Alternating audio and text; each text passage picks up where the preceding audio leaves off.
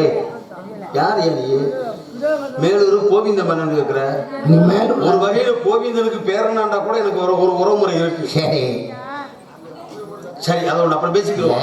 இருங்க கோவிந்த மன்னன் கேட்கிறீங்களே, நீங்க எந்த கோவிந்தனை சொல்றீங்க? மேலூர்ல பருத்தி பால் கடை வச்சிருக்காரு. பருத்தி பால் கூட வாயில ஊத்தினா பருத்தி பால் கோவிந்தன். பருத்தி பால் வைக்கிற கோவிந்தனுக்கு எனக்கு என்னைய சம்பந்தம் இருக்கு? நீங்க எந்த மேலூர் சொல்றீங்க? நீங்க எங்க மாட்டு தாவணியும் ஒத்த கடை மேலூர். ஏய், அது பூலோகத்துல இந்த நீங்க வர வழியில மார்க்கத்துல இருக்கு, அந்த மேலூர் கிடையாது. சரி, நான் சொல்லுவது மேலே இருக்கக்கூடிய ஊரு. அதாவது மேலுலக மேலு பூலுலக மேலு சொல்ற நீங்க கீழுலக மேலுன்னு. ஆமா, அந்த மாதிரி அந்த அடிப்படையில இப்ப அதலம் இதலம் சுதலம் இதலம் ரசலம் தராதலம் பாதாளம்னா கீழுலகங்கள் 7. மேலுலகத்தில் பூலோகம் பூலோகம் சுபலோகம் தரலோகம் சிவலோகம் மகாலோகம் சத்திரம் சொல்றோம் இல்லையா? இப்படி சுருக்கமா சொல்லி இதெல்லாம் விலாவரியை பேச முடியாதுன்ட்டு நான் மேல இருக்கிறான மேலூர் அப்படின்ட்டு அவ்வளவு சுருங்க சொல்லி விளங்க வைக்கிறீங்க. அவ்வளவுதான். மேலோகத்தை சுருக்கி மேலூர். ஆமா, அப்ப பூலோகத்தை சுருக்குனா பூலூரா? வாயில இப்படி ஒரு வார்த்தை வரும் நான் எதிர்பார்க்கவே இல்லை. மேலோகத்தை சுருக்குனா மேலூர், பூலோகத்தை சுருக்குனா பூலூர்.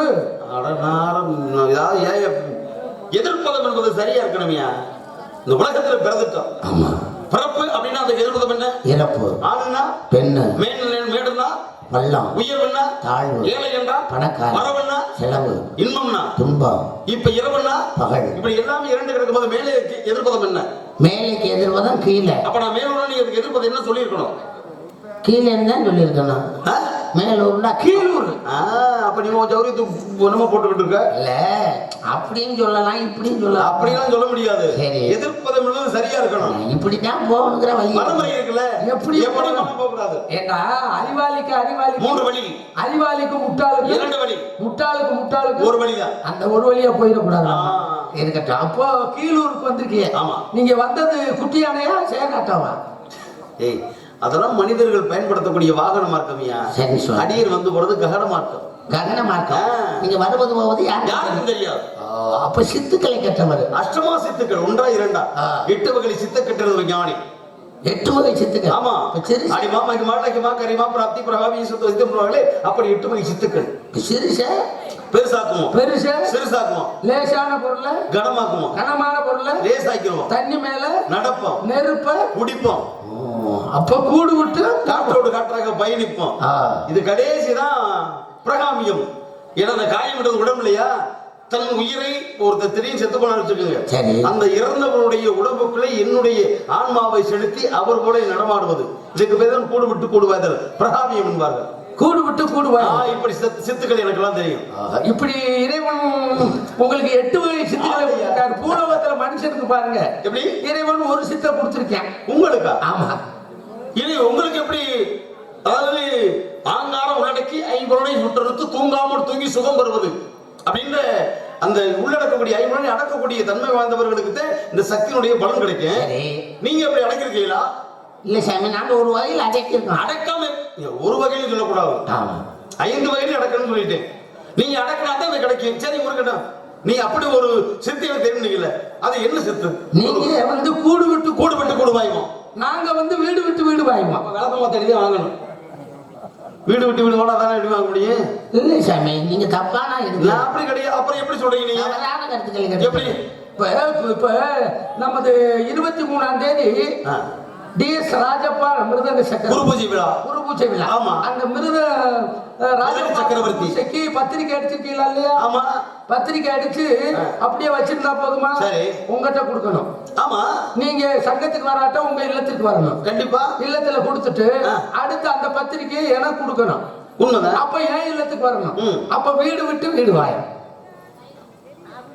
இதுவே பாயிரதா? வீடு விட்டு வீடு பாயாது. ஒரு வார்த்தை வெல்லும், ஒரு வார்த்தை கொள்ளும்டா. ஏப்பா கருசபனை வீட்டு வரையும் வாங்கிட்டீங்களாப்பா? இப்ப ரணபத்திரகாளியுமே கோவில் விழா நடக்குது அலங்கம்பட்டியில. ஏமா கருப்பாய மட்டம் வரி வாங்கிட்டீங்களாப்பா? ராமசாமி வீட்டுல வரி வாங்கிட்டீங்களா? இப்ப அந்த வீட்டுக்கு போயிட்டு வாப்பா. அவங்க இல்ல இன்னொரு வட்டம் போயிட்டு வாப்பா. இப்படித்தான் சொல்லுவாங்க.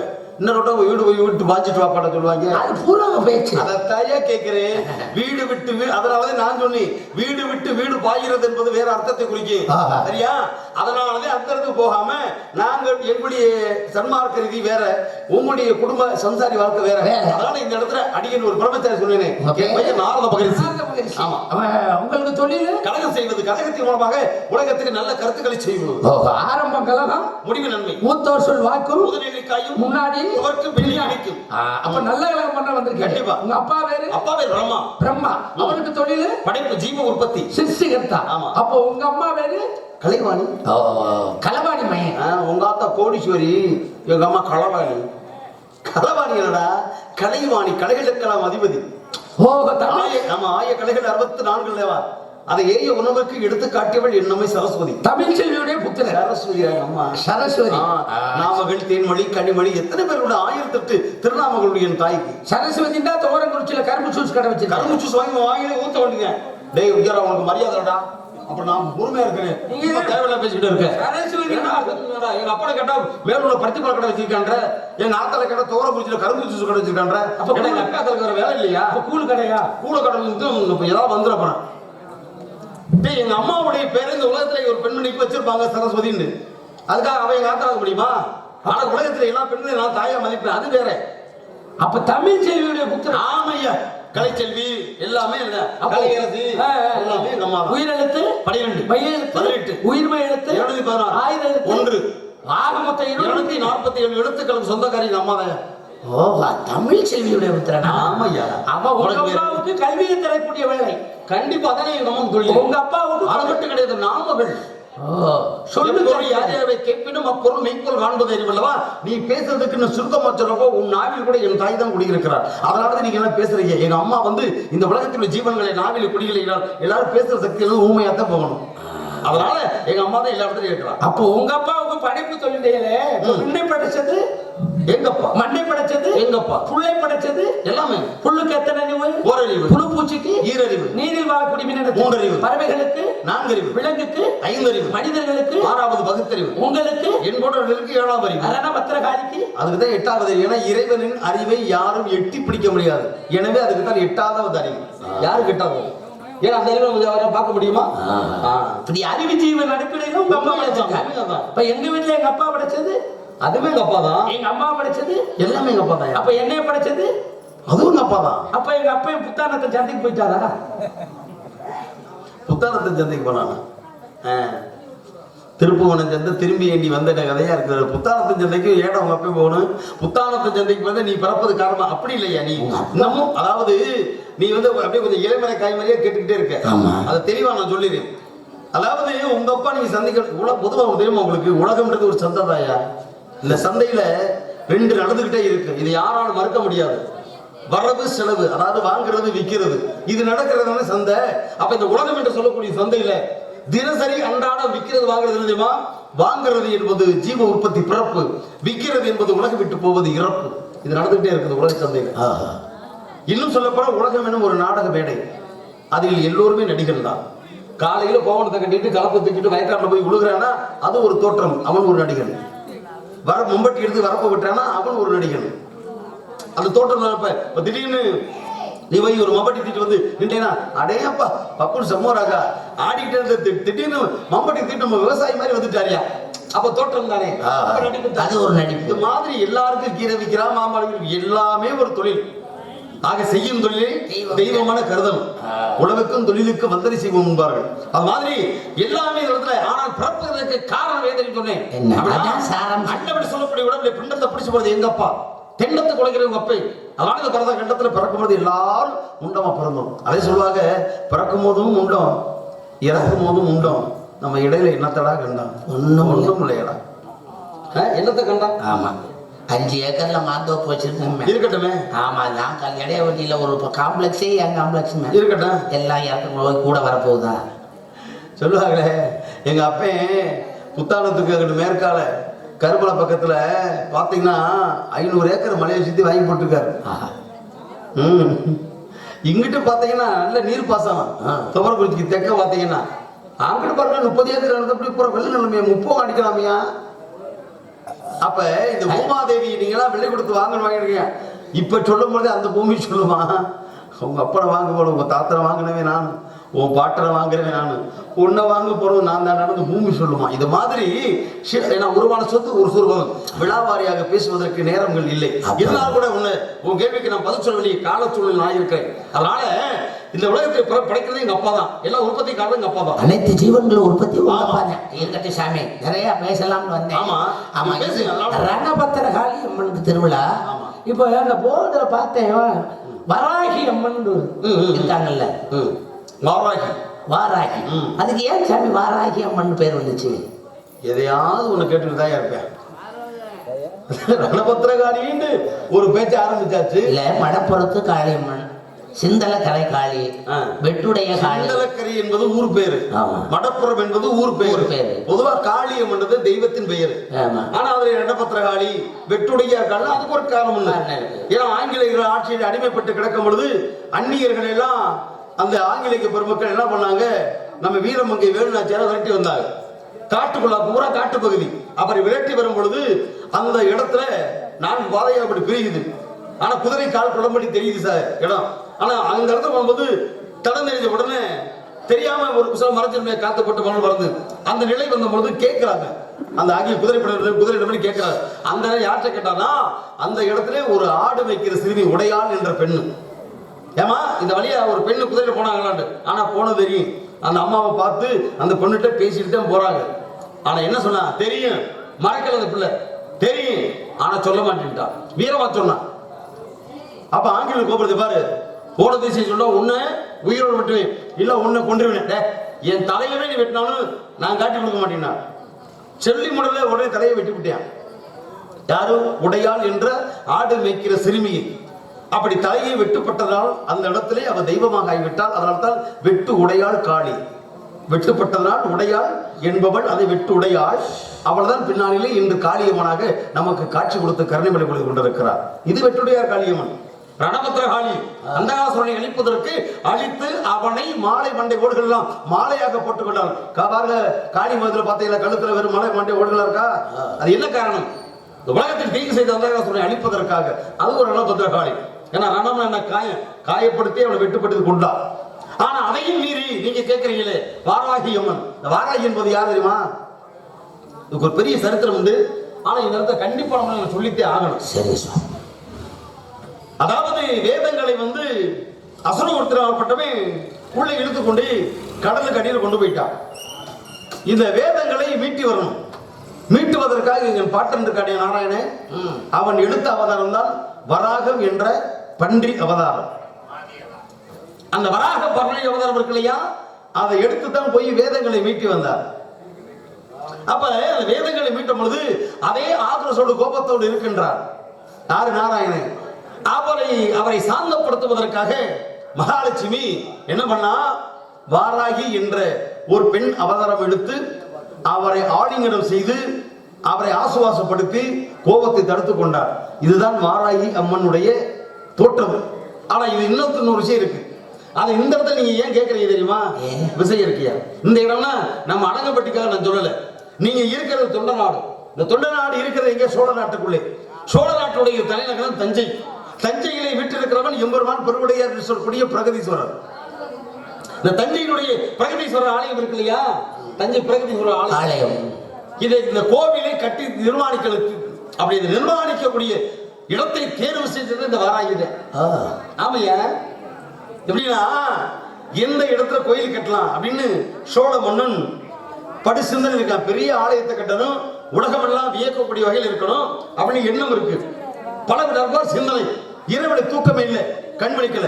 அதையும் மீறி சற்று நேரம் கண்ணை இருந்தான். அந்த கண்ணை சிந்து படுத்த நேரத்துல பார்த்தா திடீர்னு ஒரு தோற்றம் கனவிலே வந்து அவனுக்கு இந்த இடத்துல இருந்து, அதாவது தென்மேற்கு மூலையில் போய் அமர்ந்து, இங்கிருந்து வடகிழக்கு இடைப்பட்ட, நான் உட்கார்ந்து தென்மேற்கு, அதிலிருந்து வடகிழக்கு, இந்த இரண்டுக்கும் இடைப்பட்ட இடத்திலே நீ ஆலயத்தை நிர்ணயம் செய்யலாம் அப்படின்னு வாக்குறுதி கொடுத்த ஒரே ஒரு தெய்வம் அதுதான் வாராகி அம்மன். அதனாலதான் இன்னைக்கு நீங்க தஞ்சை பெரிய கோயிலுக்கு போனீங்கன்னா எல்லாரும் முன்னால போயிட்டு பிரகதீஸ்வரன் லிங்கத்தை மட்டும் வணங்கிட்டு வரக்கூடாது. அந்த தென்மேற்கு மூலையில் இருப்பாக வாராகி அம்மன் சொல்லி ஒரு ஆலயம் இருக்கும். அதுதான் அந்த ஆலயம் எழும்புவதற்கே வாக்குறுதி கொடுத்த மாபெரும் தெய்வம் தான் வாராகி அம்மன். அதுக்குத்தான் ஒரு பின்னாலே நன்றி கடை செஞ்சு அதுக்குத்தான் முதல் பூஜை இன்னைக்கு நடக்குது.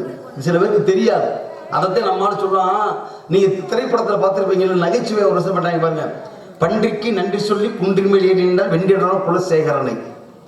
குலசேகரன் என்பது யாருன்னா சோழ வர்க்கத்திலே ராஜராஜ சோழர்கள் ஒரு பட்டம். அது பன்றிக்கு நன்றி சொன்னா பன்றி முகம் எடுத்த வாராகி அம்மனுக்கு நன்றி செலுத்தும் விதமாக ஆலயத்தை நிர்மாணம் பண்ணவன்.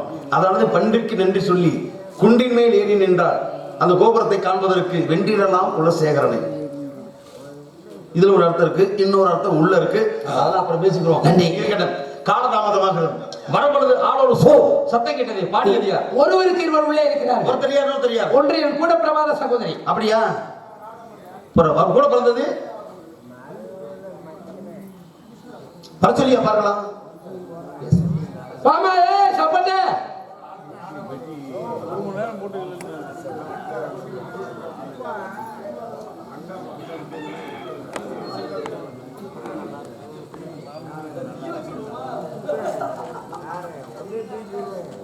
அன்பு சகோதரர் அவர்கள் 100 ரூபாய் எனக்கு அன்பளிப்பளித்து கௌரவப்படுத்தியிருக்கிறார்கள்.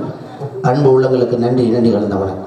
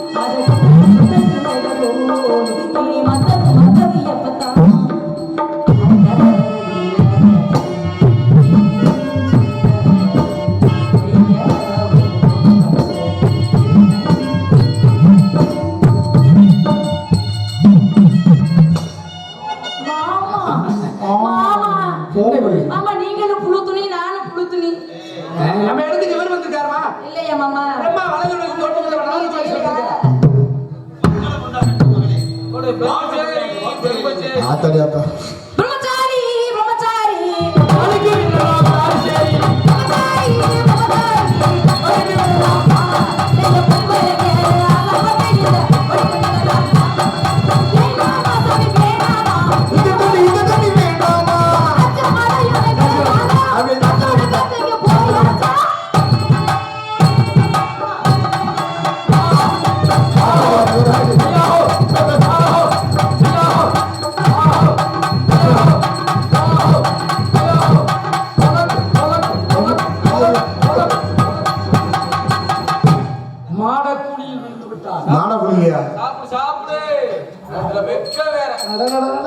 என்னவா வெக்கப்படுற மாமா உங்களை கேட்டி சாமி சூப்பர் அவங்களுக்கு தான் யோகம் ஆசிரமம் வச்சு கொளுத்துறாங்க சாமி என்ன அழகு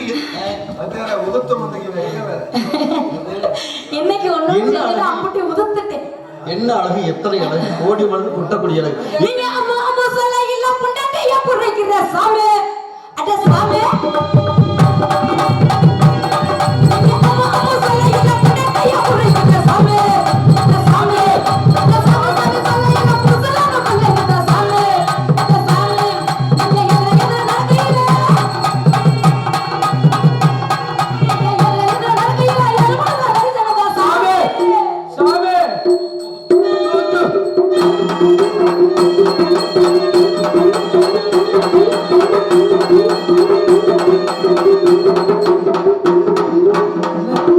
திருச்சி பஸ் ஸ்டாண்ட்ல இருந்தீங்க உனக்கு வேலை ஆமா நான் இந்த வேலை செய்வேன் நீங்க சாட்டையில தூத்துக்குடி கொத்தனாரு தூக்கிக்கிட்டு குத்து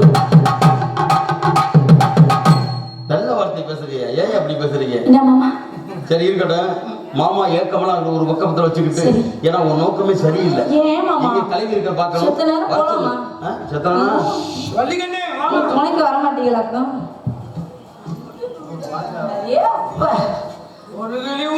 ஒரு கிளி மாடுது இங்க அந்த கிளியெல்லாம் பறந்துடுச்சு சிலு சிலு சிலுவின காத்து புது புது வரிகளை போட்டு ஒரு படிக்கிறது வருவது பாட்டு கிளி கிளி கிளிவின காத்து வர வர உருகுது நாட்டு புது புது வரிகளை போட்டு அதை படிக்கிறது வருவது பாட்டு குருடி ஒரு மாசம் அந்த காத்து நாத்தோ தீவான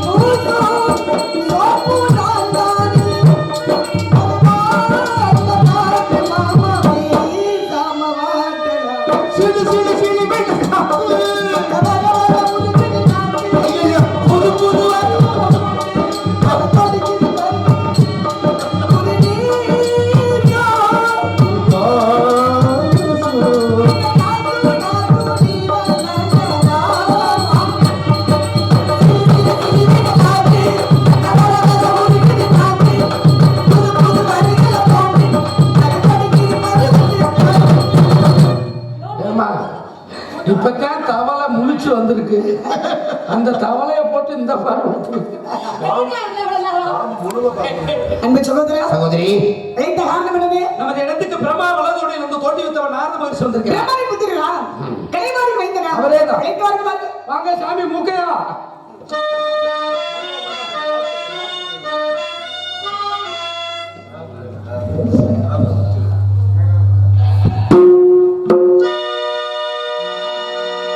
கலைவாணி போற்றும் புதல்வரே, காணப்பிரிகரே, கருணையின் வடிவான புனிதரே, கருணையின் வடிவான புனிதரே.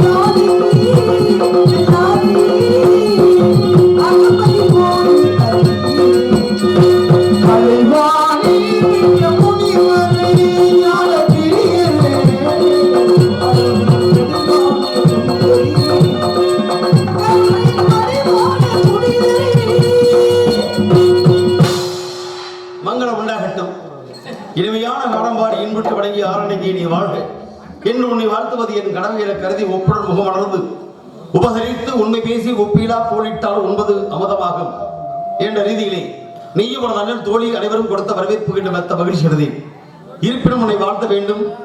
அந்த வாழ்த்துவது என்றும் என் இதை தெரியாதவர்களுக்கு அன்பு மலராக வாழ்வாய் வாழ்ந்து காட்ட வேண்டும்.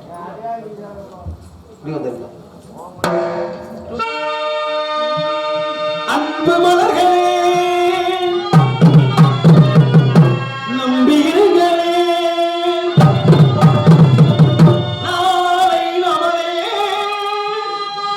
நாளை நமதே கர்வ உலகிலே இருக்கு மறுயிலே. எம்ஜிஆர் பாட்டை கேட்டுட்டு அப்படியே வண்டி சாயுது பாருங்க. அவர்தான் கேட்டார் அன்பளிப்பு கொடுத்து வந்த உடனே சுக்குடி சுப்பு தாய்வழி வரல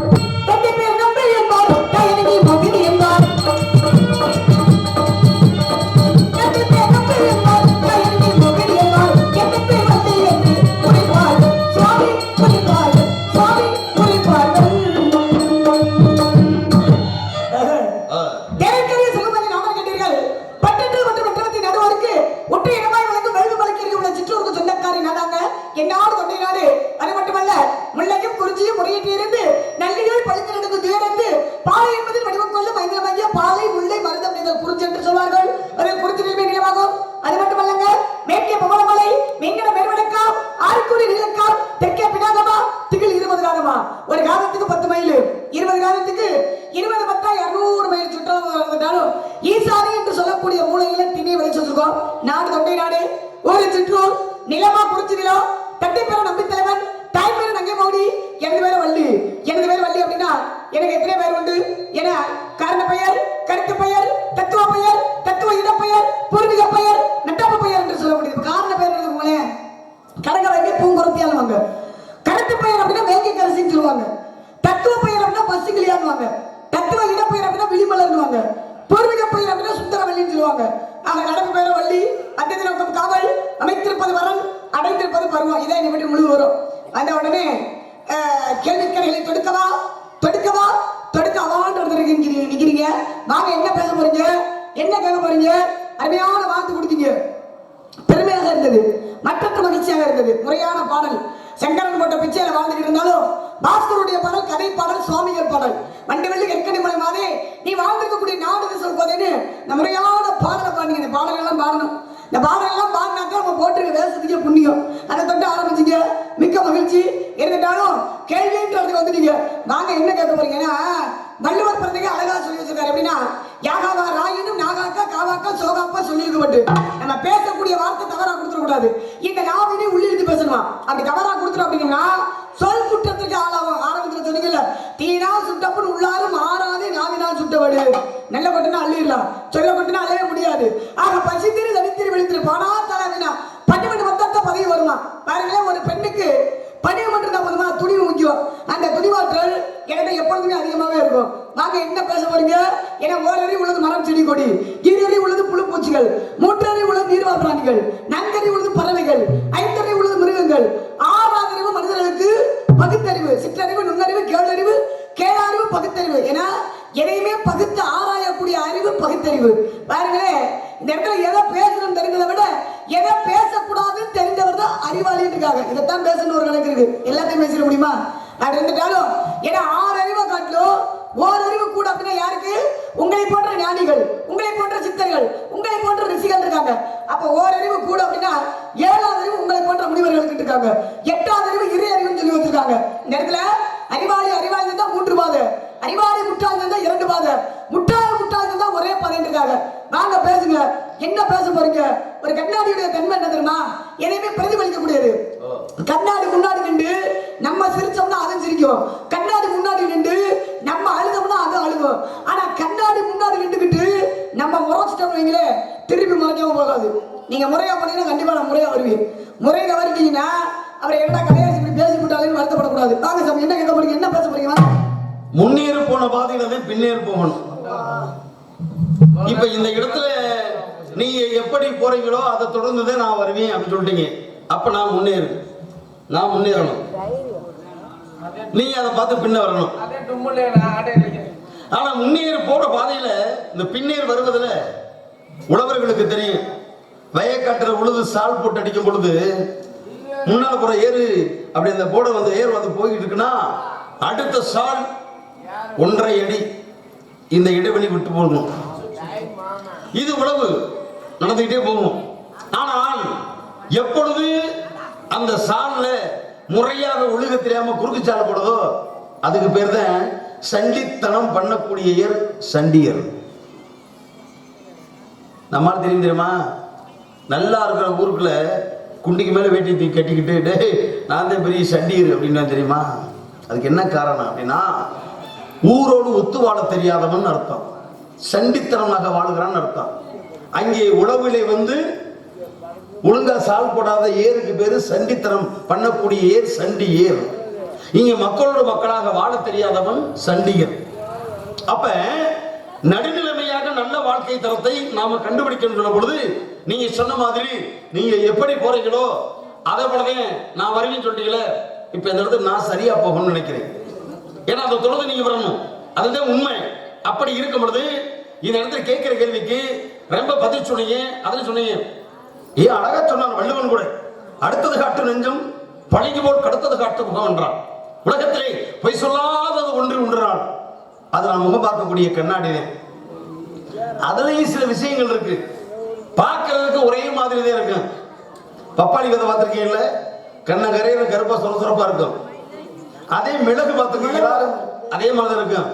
2 கையில வச்சு பார்க்கும்போது 2 ஒரே மாதிரி பார்க்கறதுக்கு தெரியும். 2 வாய் எடுத்து படத்தை சுருக்கு இருக்க எது அதுதான் மிளகுன்னு தெரியும். ஷப்புன்னு தான் அதுக்கு பேர் பப்பாளி விதை. இந்த கையில தேன் ஊத்துங்க, இந்த கையில விளக்கணை ஊத்துங்க. எல்லாம் ஒரே மாதிரி தான் இருக்கு. அதோட தன்மைன்னு ஒண்ணு இருக்குல்ல. இப்ப சீரகம் சோப்பு இருக்குன்னா ஒவ்வொருத்துக்கும் ஒவ்வொரு தன்மை இருக்குல்ல. ஏன்னா பாக்குறதுக்கு அப்படி இருக்கு. ஆனா எப்படி கண்டுபிடிக்கிறது? நக்கி பார்த்தா தெரியும். எது இனிப்பாக இருக்கிறதோ அது தேன், ஷப்புன்னு தான் அதுக்கு பேர் விளக்கணை. அப்ப இந்த இடத்துல நம்ம யாரு எங்கன்னா நாம் இருவரிடம் என்ன சரக்கு இருக்கு?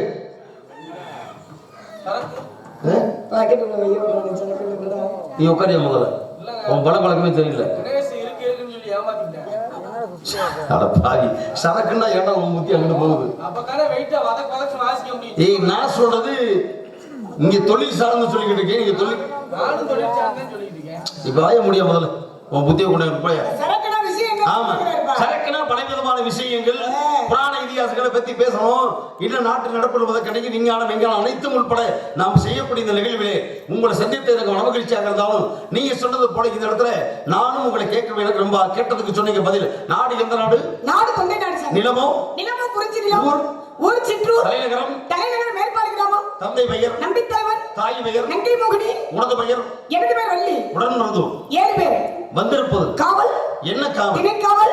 என்ன திணை? கரந்தனை செத்தினை. கரந்தனை யாருக்கு, செந்தனை யாருக்கு? கரந்தனை எங்கள் உணவிற்கு, செத்தினை முருகபெருமானுக்கு. கையில் உள்ளது கவல். அமைத்திருப்பது பரல். அடைந்திருப்பது பருவம். பருவம் என்பது சித்திரமாகும். பாதுகாக்க வேண்டியது. பத்திரமாகும். வருவது ஒரு முறை. சாஸ்திரம். அப்படி வருவதை தவறவிட்டால் இந்த உபத்திரத்துக்கு நீங்க ஆளாக கூடாது. அப்படி இருக்கணும். என்ன செய்யணும்? செய்வன திருந்த செய்யணும். ஏன்னா உங்களுடைய எண்ணம் இன்னும் உலகத்தை உயர்ந்த இடத்துல இருக்கணும் அப்படின்னு நான் விரும்புறேன். மனமது செம்மையானால் மந்திரம் ஜெபிக்கலாகாது. உள்ளம் பெருங்கோவில் ஊனடம் ஆலயம், வள்ளற்பரானுக்கு வாய்க்கோப்பர வாசல், தெல்ல தெரிந்தாருக்கு ஜீவன் வலியம், கள்ளப்புலனையும் கால மணிவிளக்கிறார். உங்க உள்ளத்தை பெருமையா இருக்குன்னா உங்க உள்ளத்தில் இருந்து வரக்கூடிய ஒவ்வொரு வார்த்தைகளும் பட்டு துணியில முத்து கோர்த்த மாதிரி இருக்கணும். சரி சரி. பட்டு துணியில முத்து கோர்த்த மாதிரி. பட்டு துணியில யாரும் முத்து கோர்க்க முடியுமா? பட்டு துணியில முத்து கோர்க்க முடியுமா? கோர்க்கலாம். எப்படி அப்படின்னா கோர்க்கிறதுனா மனம் புத்தி தெளிவா இருக்காது சொன்னேன். பட்டு துணியெல்லாம் பட்டு துணி பொதுவா வலுவலுப்பா இருக்கும். இதுல முத்து பளபளப்பா இருக்கும், அது வலுவலுப்பா இருக்கும். பொதுவா முத்தாகப்பட்டதிலே ஊசி முனையில் நுழைப்பது மாபெரும் கஷ்டம். அதோடு சேர்ந்த அந்த வலுவலுப்பான துணியில இந்த பளபளப்பான முத்தை வச்சு தைக்கும் பொழுது அதனுடைய அந்த புள்ளிகள் மாறிவிடக்கூடாது. அப்ப அந்த அளவுக்கு மனம் தெளிவா இருக்கணும். தெளிவா இருந்தாத்தே உடலும் அந்த இடம் நடுக்கம் இல்லாம இருக்கும். இதுக்கு ஒரு எடுத்துக்காட்டு பாரதத்திலே யாரும் துரியனுடைய மனைவி பானுமதி. பானுமதிக்கு நண்பனாகப்பட்ட கர்ணன் 2 பேரும் பகட விளையாண்டு இருக்காங்க. அந்த அரசாங்க விஷயமாக ராஜாங்க வேலையா துரியனை போயிட்டு மறுபடியும் உள்ள நுழைகிறான்.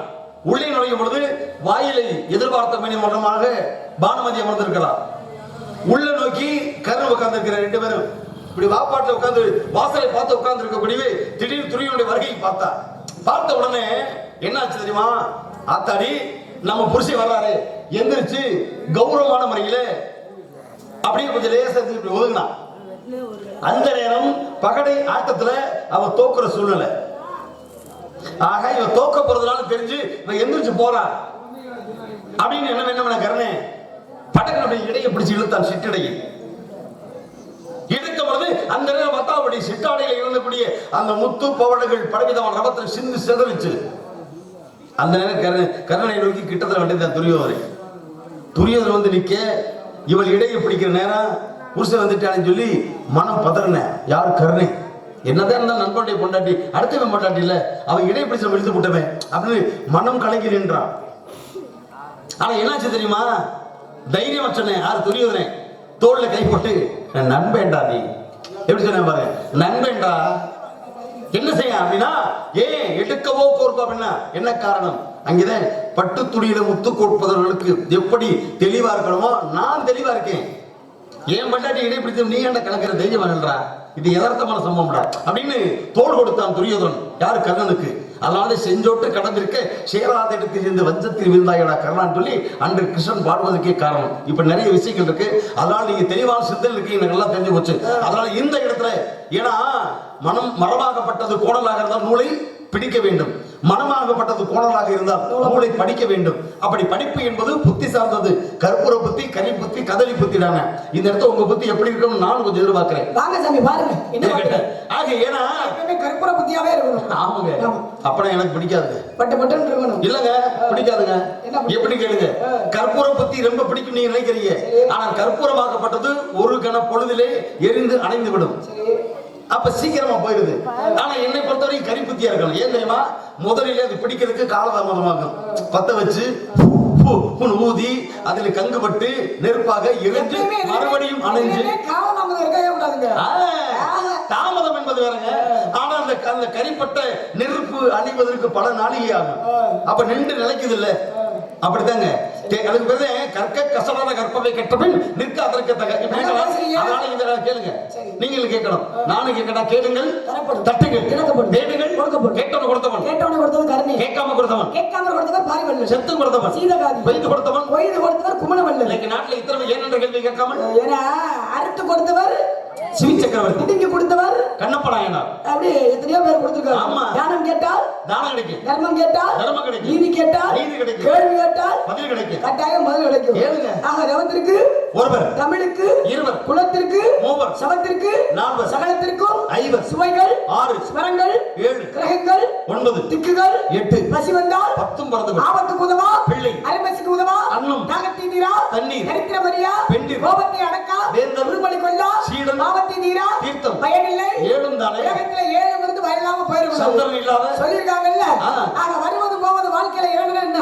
ஆமாங்க, வருவது போவது என்ன தெரியுமா, இந்த உலகத்துல இருக்கு இன்பமும் துன்பமும் இருக்காங்க. மாறி மாறி வரத்தை செய்யும். வாழ்க்கை என்பதெல்லாம் இன்பமும் ஒன்று இருந்தா துன்பமும் வரணும்.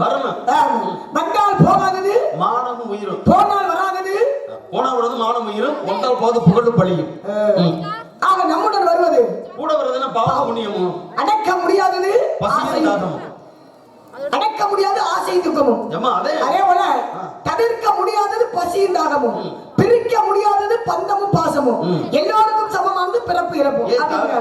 ஓரத்தில் ஆடாத தமிழும் சுவையும் கூட பிரிக்க முடியாது. ஓரத்தில் ஆட்டம், ஈரத்தில் கற்காத கல்வி, மூவத்தில் நடவாத திருமணம், நாலத்தில் பிறவாத, ஐந்தத்தில் தேடாத, ஆறத்தில் சுற்றாத, ஏழத்தில் பண்ணாத, எண்ணத்தில் அறியாத மனிதனுடைய வாழ்க்கை 8 கெட்டா பிரிச்சு காட்டணும். அப்பவே ஒரு கவிஞர் ராமையா, 8க்குள்ள உலகம் இருக்கு ராமையா, 8 மனித வாழ்வை பிரிச்சுக்கோ, நீ எந்த இடத்தில் இப்ப இருக்க தெரிஞ்சுக்கோ. 1ஆம் மட்டில் ஆடாதது விளையாட்டல்ல, நீ 2ஆம் மட்டில் கற்காதது கல்வியும் அல்ல, 3ஆம் மட்டில் நடவாதது திருமணம் அல்ல, நீ 4ஆம் மட்டில் பிறவாதது குழந்தையும் அல்ல. பாருங்களே, ஒரு 8 என்பது 8 வயது என்பது விளையாட்டு பருவம், சின்ன பிள்ளையா இருக்கல விளையாட்டு பருவம். 2 கற்காத 2 16 வயதுல கல்வியை கற்க வேண்டும். 3 நடவா திருமணம் என்ன, 3 24 வயதுல ஒரு பெண்ணாகப்பட்டவள் திருமணம் அடைய வேண்டும். 4 பிறவாத பிள்ளை 4 32 வயதுல ஒரு பிள்ளையை பெற்றெடுக்க வேண்டும். 5 தேடாத செல்வம் 40 வயதுல காசு பணத்தை சம்பாதிக்கணும். 6 சுற்றாத ஸ்தலம் 48 வயதுல கோவிலுக்கு சென்று புண்ணியத்தை தேட வேண்டும். 7 பண்ணாத தியானம் 7 56 வயதுல தியானம் பண்ணாங்களாம். 8 அறியாத ஓய்வுனா என்ன, 8 64. இந்த 64 வயது என்பது எல்லா சேட்டையும் செஞ்சுவிட்டு போய் ஓய்வு எடுக்கக்கூடிய வயதுன்றாங்க. ஆனா நம்மளுக்கு அப்படியே 64 வயதுல அதுக்கு சேட்டையவே ஆரம்பிக்குதுங்க. இல்லங்க, அப்படிலாம் அதுக்கு ஒரு காரணம் இருக்கு. காரணம் என்ன காரணம்? மத்திய அரசாங்கம் 58 வயசுல ஓய்வு விடான்ற. சரி, நீங்க சொல்ற 64 வயசுல எங்க விட்டு வைக்கிறேன். மாநில அரசு நீங்க சொல்ற மாதிரி 64 வயசுல ஓய்வுனா அவன் 60 வயசுல முடிச்சு வீட்டுக்கு அனுப்பிடுறாங்க. அப்ப முதல்ல அரசாங்கம் சரியா இருக்கணும்ல. அதான உண்மை. ஓய்வு எடுக்கிறது எப்ப நீங்க சொல்ற மாதிரி 68 ஏன்னா 8 கட்ட 64 வயசுல ஓய்வு எடுக்கணும். இவன் 58 60 கொடுத்துறானே. சரி வாங்க இருக்கணும். இதே நாட்டுல ஓய்வு எடுக்கிற வயதுல என்ன நம்ம பண்றாங்க. சரி அது இருக்கட்டும், நல்லா பேசுறீங்க சாமி. இன்னும் ஒரு சில விவரம் உங்ககிட்ட கேட்கலாம். நீங்க தாராளமா கேளுங்க, தாராளமா பதில் சொல்றேன். தாராளமா கேட்டா ஏராளமாக பதில் கிடைக்கும். ஏராளமாக கொடுக்க பார்க்கலாம். மும்மூர்த்திகள்ன்றாங்கல்ல. ஆமா, மும்மூர்த்திகள் யாருங்க? பிரம்மா, விஷ்ணு, சிவன். ஆக பிரம்மன் சிவனாகப்பட்டவர் விஷ்ணு பகவான். அப்படிதானே? ஆமா. சிவனுடைய வேலை என்ன? தீமைகளை அழிப்பது. உங்க அப்பா பிரம்மனுடைய வேலை ஜீவ உற்பத்தி படைப்பது. உங்க பாட்டு நாராயணனுடைய வேலை உலகை காப்பது. அப்படிதானே? ஆமா. அரம்பம் மோதினால் கிண்ணறம் பிறக்கும், மல்லைக்கு மோதினால் தீப்பொறி வரைக்கும், மண்ணைக்கு மண்ணா கட்டி மோதினால் பூசி பறக்கும், தேங்காயும் கல்லு மோதினால் தேங்காய் உடையும் கல்லு. மனிதனுக்கு மனிதன் சொன்னது திருக்குறள். மனிதனுக்கு சொன்னது அதாவது திருக்குறள். மனிதன் தெய்வத்தை பார்த்து சொன்னது திருவாசகம். தெய்வமே இறங்கி மனிதனுக்கு சொன்னது பகவத்கீதை. 4 பேர் போன பாதையில போகணும். யாரு அப்பர் சுந்தரர் திருஞான சம்பந்தர் மாணிக்க வாசகர் 4 பேர் மிக்க வாங்கணும் இருக்காங்களே. மாதா பிதா குரு தெய்வம் சொல்லிருக்காங்கல்ல. இவர்கள் என்பது 4. 4க்கு பேர் என்னங்க? கிரேதாயுகம் திரேதாயுகம் துவாபர யுகம் கலியுகம். ஆக கிருதா திரேதா துவாபரயுகம் கலியுகம் இருக்காங்க. கிருதாயுகத்திலே நடந்தது என்ன கதை? ஹரிச்சந்திரகர். திரேதாயுகத்திலே ராமாயணம். துவாபரயுகத்திலே மகாபாரதம். கலியுகத்திலே கந்த புராணம். பெண்ணாலே வந்தது ராமாயணம், மண்ணாலே வந்தது மகாபாரதம் இருக்காங்க. கிருதாயுகம் எத்தனை வருடத்தை கொண்டது? 17,28,000. திரேதாயுகம் என்பது 12,96,000. துவாபரயுகம் என்பது 8,64,000. 8,64,000. கலியுகம் என்பது 4,32,000. ஆக மொத்தம் 43,20,000. இது என்ன கணக்குங்க? இதுதான் யுக கணக்கு. யுக கணக்கு. யுகத்து மட்டும் கிடையாது. ஏன்னா ஒரு சதவீதம் கணக்கு. உங்க அப்பா பிரம்மனுக்கு ஒரு பகல் ஒரு நாள்னு சொல்லி வச்சிருக்காங்க. மூச்சு கணக்கு. சரி, அதனால 21,600 ஒரு நாளைக்கு, அதாவது ஒரு மனிதனாகப்பட்டவன் ஒரு நாளைக்கு விட 80, 60, 40, 20 பேருக்கு 21,600. அது 9க்குள்ளே அடக்கம்னு வந்துரும் கடைசி. ஆமா. ஆமா, 8க்குள்ள அடக்கம் சொன்ன மாதிரி 9க்குள்ள அடக்கம்னு. கண்டிப்பா. கூட்டல் கழித்தல் போட்டு பார்த்தோம்னா 8க்குள்ள அடக்கம் மாதிரி பெருக்கல்ல வந்துரும். சரி, நல்லா பேசுறீங்க சாமி. இப்ப மும்மூர்த்தியில வந்து பிரம்மன் சிவன் விஷ்ணு நீங்கல்ல. இந்த விஷ்ணுவாகப்பட்ட உங்க பாட்டு நாராயணே, அப்படிதானே? உங்க பாட்டு நாராயணே பெருமாள், திருமால், கிருஷ்ணனாகப்பட்டவர். இந்த கிருஷ்ணனாகப்பட்டவர் பொம்பளை செருப்பை சுமந்து போனார் ஒரு இடத்துல. தேவையெல்லாம் பேசக்கூடாது. தேவையோட தான் பேசுறீங்க. எதை எங்கே எப்படி வைக்கணும் எனக்கு தெரியும். அப்படி கிடையாது. எதை எந்த இடத்துல கேட்கணும் எனக்கு தெரியும். இதனால் இவன் முடிப்பான். விடல் என்றான். கொஞ்சம் பொறுங்க. பொறுங்க வைங்க. சொல்லக்கூடாது மணியே. சட்டை எனக்கு படிக்கல, உங்க இடத்துல மட்டமா யாருங்க? எல்லாம் அங்கிட்டு வச்சுக்கோங்க. உன்னை போல ஒரு மட்டமான பொம்பளை நான் பார்த்ததே இல்லை. உங்களை மட்டமாக்கி உரின்னு உரிச்சு உப்ப தடவி விடுவேன். மட்டம்னா என்ன? சமமான. அப்படி வாங்க, அப்படி வாங்க. இந்த மூளை மட்டம் சரியா இருக்காப்பா? சரி, அதனால ஒரு மட்டமான ஆள். சரி, அப்புறம் எனக்கு நீ சமமான ஆள். சமமான ஆளா இருக்கணுங்க. பார்க்கலாமே. ஏன்னா இப்பேற்பட்ட பகுதிக்கு பேர்பட்ட தொகுதிக்கு வரணும். யார் வரணும்? தகுதி உள்ளவர் வர வேண்டும். தகுதியான ஆளுங்க வர முடியும். தாய் என்றால் தன்னம்பிக்கை, பூ என்றால் குறிக்கோள், தீ என்றால் திட்டமிடல். ஆக தன்னம்பிக்கையோட குறிக்கோளோட திட்டமிட்டு வந்துருங்க. உங்க பாட்டு கிருஷ்ணனாகப்பட்டவரு பொம்பளை செருப்பை சுமந்து போனாரு. வாயி உங்க ஆய முடியா நடு வீட்டுல சுமந்து போனாரு. பொம்பளை செருப்பை சுமப்பானாமே. ஆம்பளை மட்டும் பேச்சு பேசவே கூடாது, புரியுதா? ஆம்பளை மட்டும் பேச்சு பேசினாலே தரித்திரியமையா சொல்லி ஏன்னா கேட்ட கூட கேட்ட கேள்விக்கு பதில் தெரியுமா தெரியாதா? உங்கள்கிட்ட வாயி சவுடாலும் உங்கள்கிட்ட ஆகாது. சரியா? கேட்ட கேள்வி பதில சொல்லுங்க. இருக்கிற ஆளுநர் தூங்கிறாம சிவம்போக்கு சத்தம் போட்ட செல்வாக்குன்ற சித்தவாக்கும் சொல்வாக்கும் தேவனாவாசி திருவாக்கு. அதை தவற விட்ட நீ அதை புரிஞ்சுக்க முதல்ல. சித்தவாக்கு சிவம்போக்கு சத்தம் போட்ட செல்வாக்கு. ஆமா, அப்பேற்பட்ட செல்வாக்குலையும் சொல்வாக்கோட உண்மையான செல்வாக்கு சொல்வாக்கு கொடுத்தவளை யார்? எங்க அம்மா. ஆமா, ஆத்தா யாரு? ஆத்தா கலையரசி. ஆத்தா நாவல் இருக்க முடியும். இருக்கட்டும். அவன் நாவல் பேசுற பேச்சு வரும். ஆமா, ஆமா, அதெல்லாம் இருக்கு. 1064 கலைகளுக்கு அதிபதி ஆகப்பட்டவ கலைவாணி. அப்ப உங்க வாயில எங்க அம்மா தானே இருக்கறா? ஏங்க கலையரசின்னு சொல்லிட்டீங்க, முடிஞ்சு போச்சுல. ஆத்தா ஓ கலையரசி. அத சொல்லுங்க. கங்காதி இருக்கீங்க நீங்க வேற. கலையரசி நாங்க இங்க கலையரசி நான் தான் வாயில வச்சிருக்கேன். அப்படினா என்ன அர்த்தம்? பேச்சுக்கு அதிபதி எங்க அம்மா இருக்கறா. அப்படின்னு ஒரு அடிப்படை கருத்தை நீங்க தெரிஞ்சுக்கிட்டு என்கிட்ட கேள்வி கேக்குறீங்க. ஒரு விஷயம் எல்லாம் கலையரசியே வாயில திருமா பெரிய இலக்கணம் படிச்ச வழக்கண்ண. கலையரசியே உங்க வாயில இருக்கா? வாயில நாவல இருந்தா தான் பேசக்கூடிய வார்த்தை வர முடியும். தேவையில்லாத பேச்சு பேசினா கீதப்பிரியன் இங்க இருங்க. கீதப்பிரியன் அவர்களே, உங்களுக்கு சிவன் உங்களுக்கு எச்சரிக்கை கொடுக்குறேன். தேவையில்லாத பேச்சு பேசிப்புட்டு வாயை கொடுத்துட்டு வாயை புண்ணாயிட்டு போயிடாதீங்க. அப்புறம் கலையரசி இப்படி பேசி புட்டாலே வருத்தப்படக்கூடாது. பின்னாடி நீங்க ரொம்ப அவஸ்தைப்பட வேண்டியது வரும். புரியுதா? அவ்வளவு சூடா இல்ல சூடாவே இல்ல. வாயை கொடுத்தா வெந்து போகும்னா சூடா தானே வேகு. நான் அதைத்தான் நான் கேட்கிறேன். அப்படி வாய் வைக்கிறது கிடையாது. ஆனால் இடத்தில் வைத்தான், இடப்பாகத்தில் வைத்தான் சக்தியை சிவன், திரு பாவத்தில் வைத்தான் மகாவிஷ்ணு லட்சுமியை. எங்க அப்பதே வாயில வச்சேன் கலைவாணிய. சரி இருக்கட்டும். இடங்கள் இருக்கு. பரமசிவன் பார்வதியை எங்க வச்சேன் அப்படி ஒரு இடம் இருக்கு இல்லையா? நான் உங்களை எங்க வைக்கிறேன், நீ எங்களை எங்க வைக்கிறேன்னு நம்ம இருவரை இவங்க எங்க வைக்கிறாங்கன்றது முடிவு எங்க? 2 பேரும் தவாசு தட்டு. இப்ப உங்க தட்டு இழுக்குதா இல்ல ஏன் தட்டு இழுக்குதான்னு தீர்மானிக்கக்கூடிய முள்ளு அவங்க தானுங்க இல்லையா? இப்ப நீங்க கேட்டீங்க, உங்க கேள்வி என்ன? மகாவிஷ்ணுவாகப்பட்டவன் ஒரு பெண்ணுடைய செருப்பை சுமந்தார். எப்ப சுமந்தார்? ஏன் சுமந்தார்? எங்க? எதற்காக? போர்க்களம். போர்க்களத்தில் அப்படித்தான் குத்துயிருமா புலையுமா வெட்டுப்பட்டு குத்துப்பட்டு பூரா பாதி. உங்களை சொல்லுங்க. இல்லையா இருங்கய்யா, இந்த தூங்குற ஆளுகளை உசிப்பிடுங்க, நல்லா இருப்பீங்க. என் பக்கத்துல உட்காந்துறாங்க போவாரு. இந்த தண்ணி இருந்தா எடுத்து கொண்டு வாங்க, ஊத்துங்க. அந்த கொடுமையா எங்களுக்கு தூக்கம் வர மாதிரி இருக்கு. எந்திரிங்க, எந்திரிங்க. முத நாளை நடக்குது, இங்க என்ன நடக்குது? வள்ளியம்மா என்ன எப்படியா இங்க இருங்க, மேடைக்கு முன்னாடி இப்படியா தூங்குவீங்க? இல்ல இல்ல, ஒரு நல்லா புரிஞ்சுக்கங்களேன். இல்ல முக்காவாசி பூரா நம்ம கலைஞர் பெருமக்கள் மற்ற ஊர்களுக்கு போய் போனா அவங்களுக்கு எப்படி இருக்கு, ஆனா நீங்களே எப்படி இருந்தா மத்தவங்களுக்கு எப்படி இருக்கு? கொடுமையா சரி இருக்கட்டும். ஏன்னா உங்களுக்கு தெரியாத விஷயம் இல்ல, ஒரு ஜல்லிக்கட்டு இல்ல இல்ல ஒரு ஒரு ஜல்லிக்கட்டு நடக்குது. ஜல்லிக்கட்டுல மாடு முடிவருக்கு வரிசையா இருப்பேன். வரிசையா வந்து கூட்டமா நீ மூணு நான் மூணு தள்ளு மூணு இருந்தாத்தே வரக்கூடிய காலைக்கு வீரம் கிடைக்கும். அதான் உண்மை. அப்ப இவன் பாய்ந்து பிடிபடக்கூடாது, தப்பிச்சு போகணும்னு சொல்லி வெறி வந்து அட்டத்துல வாங்கி கிட்ட ஒண்ணு பண்ணும். அப்ப ஒரு மாட்டுக்கே இந்த இது இருந்தா ஒரு மனுஷனுக்கு என்ன இருக்கணும்? அதுக்குதான் பழமொழி, இருக்கிறவன் சரியாக இருந்தால் சிறைக்கிறவன் சரியா சிறப்பேன். நீங்க சரியா இருந்ததே இவங்களை குறை சொல்லணும். மற்றவங்களை குறை சொல்றதுக்குன்னா நாம தகுதியோட இருந்துக்கிறோம். எல்லாத்தையும் தூக்கி வச்சுன்னா என்னாக சிறைக்கிறவன் இங்க ஒரு நான் விட்டு போயிருக்கேன். அது மாதிரி இப்ப நடந்துகிட்டு இருக்கு. சரி இருக்கட்டும், இருப்பதை கொண்டு நாம் சிறப்பு செயல்படணும். கேட்ட கேள்விக்கு பதில், மகாபாரத போர்ல நீங்க சொன்னீங்க இல்லையா? ஆமா, மகாபாரத போரு என்ன சொல்றதுன்னா, துரியனை பார்த்தேன், பீஷ்மரை பார்த்து கேட்டேன் ஒரு வார்த்தை, நீ பாட்டனா இருக்கிற என் தாத்தனா இருக்கையா, ஆனா எப்ப பார்த்தாலும் நீ பாண்டவர் பேசலாம், பாண்டவர்களுக்குமே ஓரவச்சமா நடந்துகிட்டு இருக்க, எங்களுக்கு நீ உதவி பண்ணவே மாட்ட, என்னை நம்ப வச்சு நீ கழுத்து இருக்கிறடா அப்படின்னு தாத்தனாக பீஷ்மரை பார்த்து துரியனை கேட்டேன். கேட்டவனு பீஷ்மருக்கு கொஞ்சம் கோபம் வந்துருச்சு.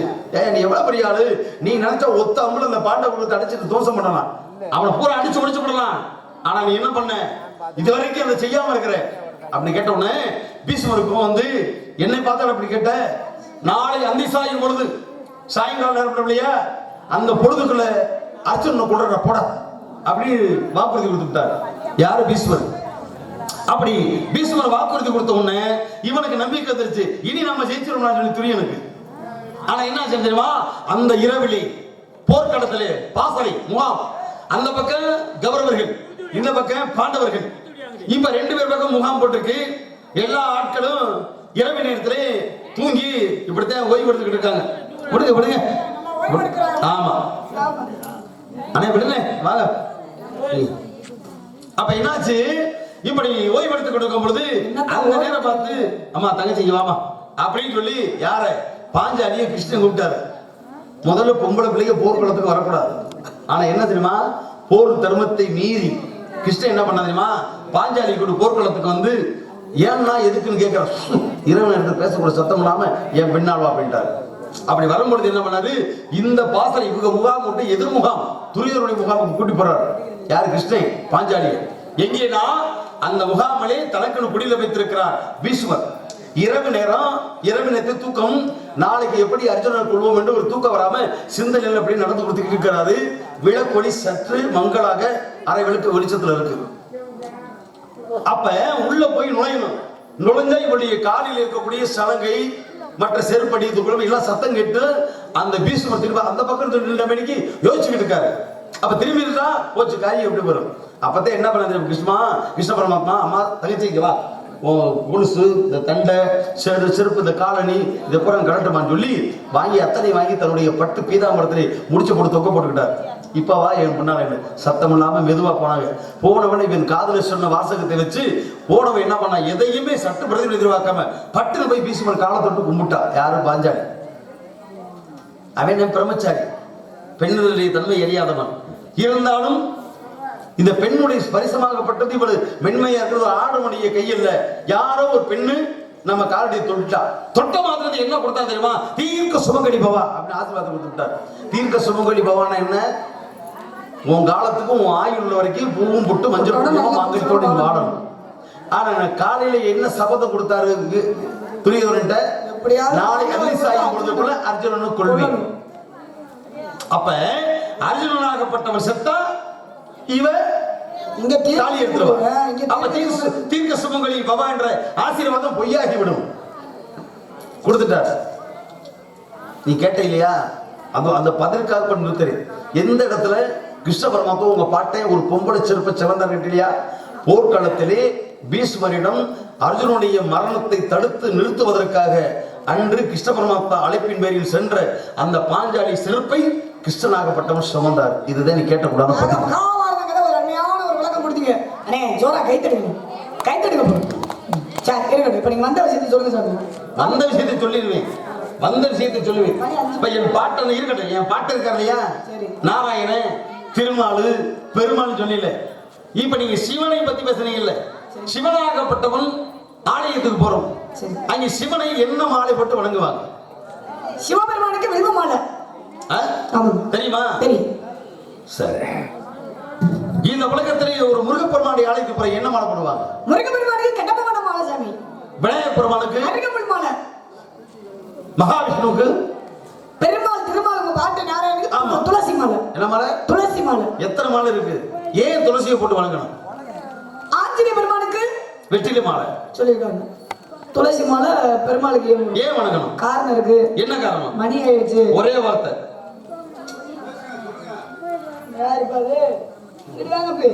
அம்மா அந்த அம்மா கேட்டபோது அது முன்னாடி வாங்க. பொட்டலா இருக்கு. வாங்கய்யா, நல்லா இருப்பீங்க, வாங்க. சொல்லுங்க. பெருமாளுக்கு திருமாலுக்கு துளசி மாலை ஏன் போடுவதற்கு காரணம் என்ன அப்படின்னா, அதாவது இந்த பிருந்தைன்ற பெண்ணால வந்த ஒரு விஷயம். ஜனபராசுரனுடைய மனைவி பிருந்தையாகப்பட்டவங்க. இந்த பிருந்தை என்ற பெண்மணி வாங்கின சாபம் என்ன அப்படின்னா, தண்டாரத்தை விட்டு பிரதாரத்தை எச்சிக்க கூடாது. தன்னுடைய கணவனை விட்டுட்டு அடுத்த ஆடவனை ஏறெடுத்து பார்க்க கூடாது. அப்படி அந்த அம்மா ஏறெடுத்து பார்த்துட்டாங்கன்னா அந்த பிருந்தையுடைய கற்பத்தன்மை இழந்து விடுமா. அப்படி அந்த பெண்மணியோட கற்பத்தன்மை இழந்து விட்டதுன்னா கணவர் உயிர் பிரிச்சிருமா அப்படின்ற ஒரு சாபம் வாங்கியிருக்காங்க. இது ஒரு பக்கம் இருந்துட்டாலும் இந்த பிருந்தையாகப்பட்டவங்க கடவுளை நோக்கி பூஜை பரிகாரம் செய்து கொண்டே இருக்காங்க. பூஜை பரிகாரம் செய்து கொண்டே இருக்கும் பொழுது இந்த சிவபெருமானுடைய சூழ்ச்சி என்ன அப்படின்னா, எப்படியாவது ஜனபராசுரனை தீர்த்து கட்டணும், அழிச்சு விடணும். யார? பிருந்தையுடைய கணவர். அப்படின்ற ஒரு வழி. என்ன வழி அப்படின்னா, பாட்டில கூப்பிடுறாரு கிருஷ்ண பெருமான. கிருஷ்ணனை கூப்பிட்டு, அதாவது பிருந்தையுடைய கணவர் ஜனபராசுரமான உன்னுடைய உருவத்தை மாற்றி அமைச்சு பிருந்தை முன்னாடி போ. பிருந்தை முன்னாடி போயிட்டீங்கன்னா தன்னுடைய கணவர் தான் வந்துட்டான்னு உன்னை ஏறெடுத்து பார்த்துருவான். அப்படி ஏறெடுத்து பார்த்தானா அவனுடைய கற்பத்தன்மை இழந்துடும். கற்பத்தன்மை இழந்துட்டானா கணவர் உயிர் பிரிஞ்சிடும், ஜனகராசுரன் உயிர் பிரிஞ்சிடும் அப்படின்ற ஒரு சூழ்ச்சியின் காரணமாக சொல்லி அனுப்பிடுறார் ஈசனாகப்பட்டவர். பாட்டு அனுப்பிச்சு விட்டுறாரு கிருஷ்ணன். கிருஷ்ணன் வர்றாரு. எப்படி? பிருந்தையுடைய கணவர் ஜனகராசுரன் மாதிரி வர்றாரு. அப்படி வருகின்ற பொழுது நம்ம பூஜை பரிகாரம் செய்து கொண்டே இருக்கும்போது அப்படியே பார்த்துக்கிட்டே வராங்க. என்னடா தன்னுடைய கணவர் போல தெரியுது அப்படின்னு தெரியுது. ஏன் எடுத்து பார்த்தாங்களாம். ஜனகராசுரன் மாதிரியே தெரிகிறதுன்னு கணவர் போல தெரிகிறது. ஏன் எடுத்து பார்த்த உடனே அந்த பெண்மணியோட கற்புத்தன்மையை இழந்து விட்டா அங்க கணவர் உயிர் பிரிஞ்சிருச்சு, ஜனகராசுரன் உயிர் பிரிஞ்சிருச்சு. அப்பதான் நம்ம என்ன செய்யறாங்க, நம்ம கற்புத்தன்மை இழந்து விட்டா கணவர் உயிர் பிரிஞ்சிருச்சு, இனிமேல் இந்த உயிர் தேவையா நம்மளுக்கு அப்படின்ட்டு தன்னைத்தானே எரிந்து சாம்பல் ஆயிக்கிறாங்க பிருந்தையாகப்பட்டவங்க. உடனே பார்த்தாரு உங்க பாட்டே கிருஷ்ணன் பாக்குறாரு. பாவம், நம்ம தீர்த்து கட்ட வந்தது யாரு? பிருந்தையுடைய கணவரை தீர்த்து கட்ட வந்தான். ஆமா. ஆனா இந்த பெண் இறப்பதுக்கு காரணம் இப்ப நம்ம ஆயிட்டோம். நாமதே இந்த பெண்ணுக்கு ஏதாவது ஒரு சாப மோசனம் கொடுக்கணும் அப்படின்னு நேர கைலங்கிரி போறாரு. கைலங்கிரி போய் கிருஷ்ணன் போகும்பொழுது அங்க சக்தியை பார்த்துறாரு. சக்திகிட்ட நடந்த விஷயத்த சொல்றாரு. அப்ப அந்த அம்மா என்ன செய்யறாங்க, அன்னை ஆதி பராசக்தி என்ன செய்யறாங்க அப்படின்னா, கையில 2 விதைகளை கொடுத்து தண்ணீரை கொடுத்து இந்த எரிந்த சாம்பல்ல போய் இந்த தண்ணியை விதைய தூவ சொல்றாங்க, தண்ணியை தெளிக்க சொல்றாங்க. இவர் கொண்டுட்டு வந்து என்ன செய்யறாங்க, பிரிந்து எரிந்த சாம்பல்ல விதையை தூவுறாரு, தண்ணியை தெளிக்கிறாரு. அப்படி தெளிந்த உடனே அந்த பிரிந்து எரிந்த சாம்பல் மூலமா கிடைத்ததான் துளசி ஆகப்பட்டது. இந்த துளசி அறியா நம்ம பாட்டே பெருமாள் திருமால் மகாவிஷ்ணு கிருஷ்ணாகப்பட்டவர். இந்த துளசி இந்த பெண்ணை இறப்பதற்கு காரணம் நாம. இந்த பிரிந்தை மூலமா வந்த துளசிய நாம கழுத்திலே மாலையா சூட்டிக்கிட்டு உண்டு.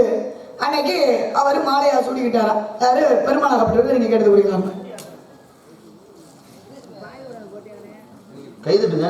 அம்மா சொல்லிட்டாங்களா பதில்? தற்ற நிலைமையில இல்ல சாமி. ஆமா சாமி. ஆமா, முடிச்சுட்டு கிளம்புவோம். ஏன்னா மணி ஆயிடுச்சா? ஆமா, இருக்கட்டும். இந்த கை தட்டுறாரு அவர். அப்படியே அவதான் கேட்டாரு, சொல்லிட்டீங்க, கை தட்டாரு. பரவாயில்ல, இருக்கட்டும். ஏன்னா வச்ச வெந்தே எடுக்கணும், வழி தெரிஞ்ச வெந்தே நடக்கணும். காற்றுள்ள போது தூற்றிக்கொள்ளு, கதவு இருக்கிற பொழுது பருவம் இருக்கிற பொழுது பக்குவமா வறண்ட நிலத்திற்கு தண்ணீர் தேவை, வேண்ட வீட்டிற்கு வெளிச்சம் தேவை. பருவம் அடைஞ்ச பெண்ணுக்கு என்ன தேவை எல்லாம் தெரியும். இதை பற்றி தெரியாதாக்க இஷ்டு தெரியாது உனக்கு.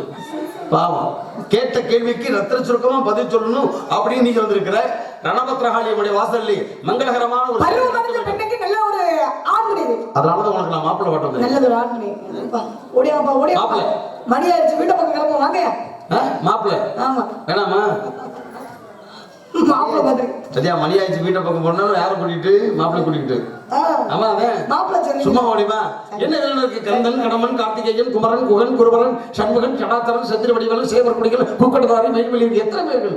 1008 திருநாமங்கள். ஏறுமையில் ஏறிவில யாடு முகம் ஒன்று, ஈஸ்வரன் ஞான மொழி பேசு முகம் ஒன்று, கூறும் அடியார்கள் வினை தீர்த்த முகம் ஒன்று, குன்றுருவ வேல் வாங்கி வந்த முகம் ஒன்று, மாறுபட சூரரை வதைத்த முகம் ஒன்று.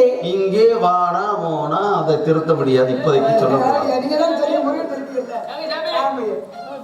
வள்ளியின் மனமுணர வரும் முகம் ஒன்று.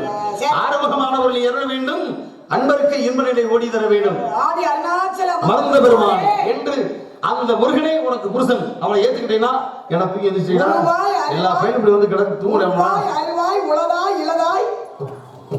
சாமி குருவாய் வருவாய் அருள்வாய் குகனே. அப்ப இந்த முருகன் இருக்கானே முருகன் அவன் தான் உனக்கு புருஷன். ஐயா ஏத்துக்கிட்டீங்களா? வாங்க சாமி வாங்க. மாப்பிள்ளை முருகன் இருக்கீங்க. ஆமா முருகன் யார் தெரியுமா? கண்ணன், கடமன், கார்த்திகேயன், ஒரு ஆறுமுகன், ஈராறுமுகன், என்னுடைய குல தெய்வம். நான் எப்பயுமே கடவுளா தான் நினைப்பேன். கடவுளா ஒருபோது ஏத்துக்க முடியாது. உலகால் சாமி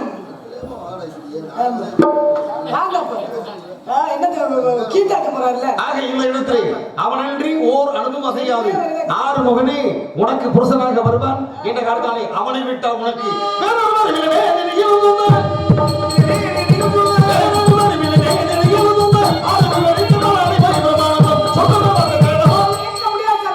மாப்பிள்ளை எப்பயுமே வந்து மிருகபெருமானை 5 வயது அறிவா பருவத்தில் நான் குல கடவுளாக நினைச்சிருக்கேன். அப்படி கிடையாதுங்க. நான் குல தெய்வமா நினைச்சுக்கிட்டு இருக்கேன். நீங்க கடவுளை வந்து கணவனா ஏத்துக்கிட்டு முடியவே முடியாது. நாங்க சொல்ல தொழிலுங்க. என்னது கலகம்? கலெக்டர் உத்தியோகம். அவன் ஒரு மாவட்டத்துக்கு தெரியாம சும்மா இருக்கு. அதெல்லாம் சரி. இப்ப நான் ஒரு கூட்டி கொடுக்கலாம்யா. நான் ஒரு கூட்டி கொடுக்கலாரு. கூட்டி எதுக்கு?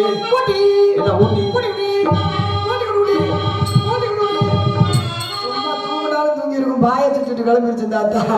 கூட்டி கொடுப்போங்க. ஒரு விக்கெட்.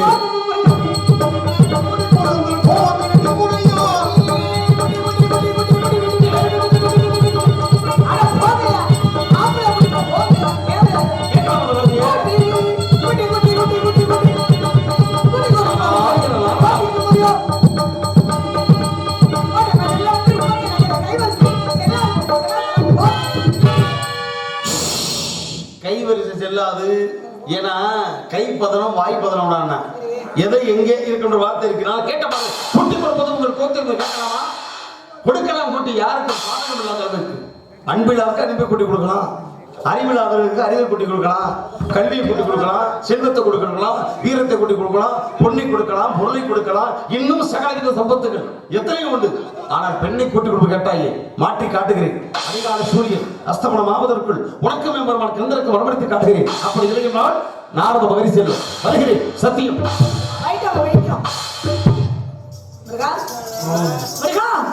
நீங்க எங்க இருக்கீங்க?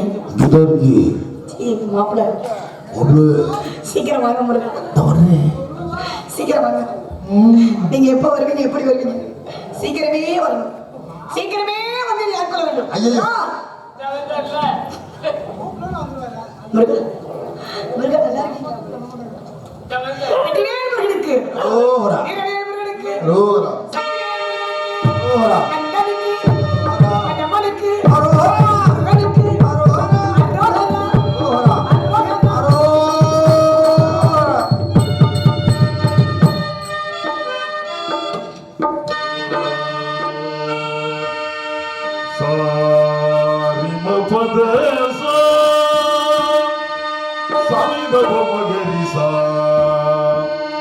ஏகதந்தம் மகாகாயம் தப்தகாஞ்சன சந்நீபம் லம்போதரம் விசாலாட்சம் வந்தேகம் கணநாயகம் சர்வவிக்னஹரம் தேவம் சர்வவிக்ன விமோசனம் சர்வசித்தி பிரதாதாரம் வந்தேகம் கணநாயகம் கஜானனம் பூதகராதி சேவிதம் கபித்த ஜப்பு பலசாரபக்ஷிதம் உமாசுதம் சோக விநாசகாரணம் நமாமி விக்னேஸ்வர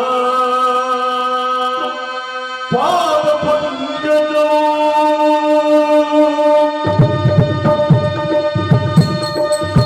அவகத்திலே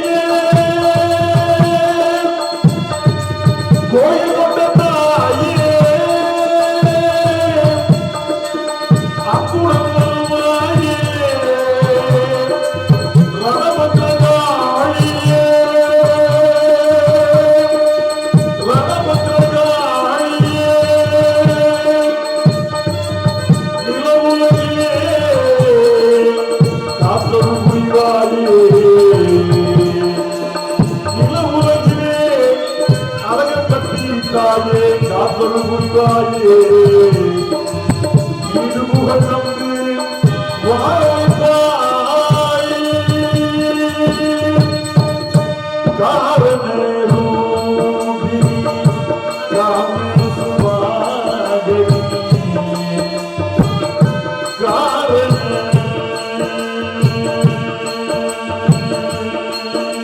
காரணரூபி காமேசுவாகரி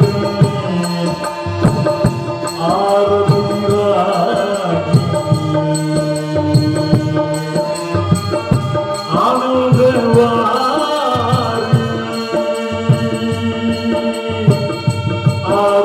ஆனந்தவாரி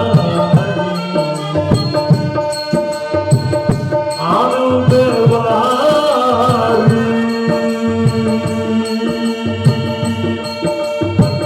சரிமாகரி சரிமபாமகரி சரிமபதாபமகரி சரிமபத சானிதபமகரி சரிமபத சரி ரிசசதபமகரி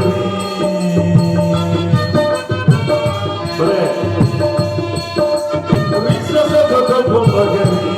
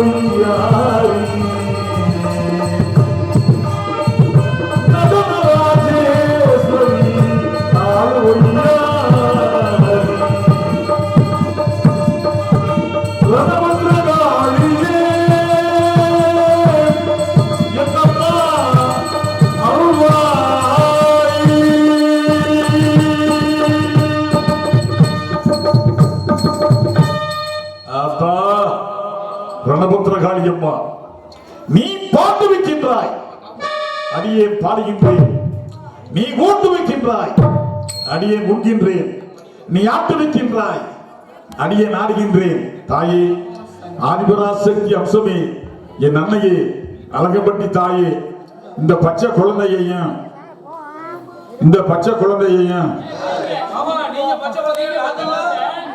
சாதாரண பச்சை குழந்தை இல்ல, பால் குடி மறக்காத பச்சை குழந்தை. அதான் மாமியா கிட்ட குடிக்கிறேன், எருவமான இருக்கிறா.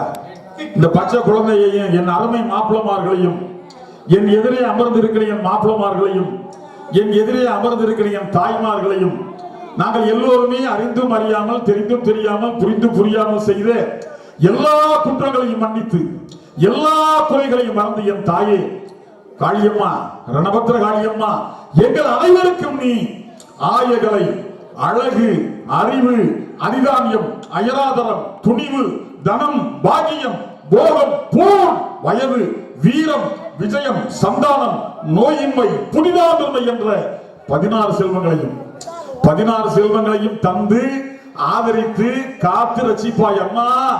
ரணபத்திர காளியே, நீ திருவடியே சரணம் தாயே பராசக்தி. காப்பாத்துமா, காப்பாத்துமா, காப்பாத்துமா. ஆத்தா கும்பிட்டோம் எல்லாரும். என்னடா மாப்பிள்ள விளங்க, ஆத்தா கும்பிட்டோம் மாப்பிள்ள. ஏ மாப்பிள்ள கல்யாணி, செல்வராஜ், இல்ல மணிமுத்து, சரவணா, மாப்பிள்ள கிளாதிரி, ராஜேந்திரா, அநேகமா எல்லா ஊர்களிலும் அடியேன் காட்சி தரும் போது எனக்கு மூணே மாப்பிள்ளை தான் முடிச்சுட்டே இருப்பாங்க.